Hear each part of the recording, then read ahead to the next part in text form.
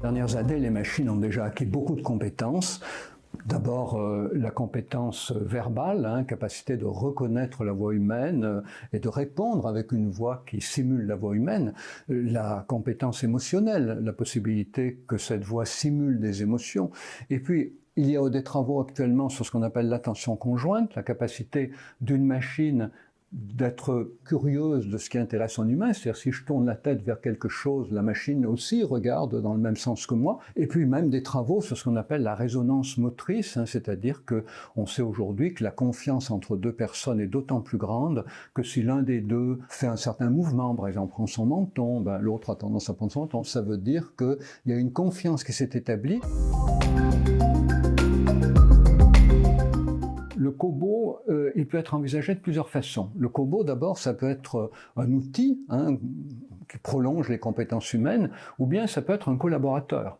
Et si le cobo devient un collaborateur, il y a encore plusieurs possibilités. Ça peut être une coprésence, c'est-à-dire l'homme et la machine sont dans un espace ensemble.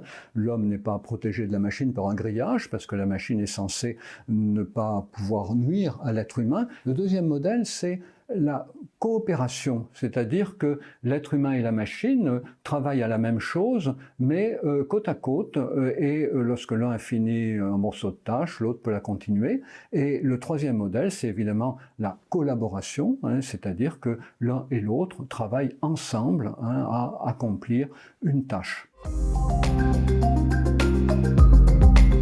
Il faudra peut-être que les humains s'habituent à ce que des machines leur fassent peut-être des commentaires, des reproches sur la manière dont ils travaillent. Alors quand on n'accepte pas les reproches des collègues aujourd'hui, comment acceptera-t-on les reproches des machines?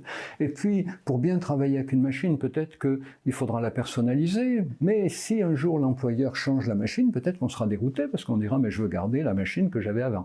Donc vous voyez, il y a un tas de problèmes qui se posent pour savoir jusqu'où il faut encourager la familiarité de l'humain avec la machine avec laquelle il va travailler demain.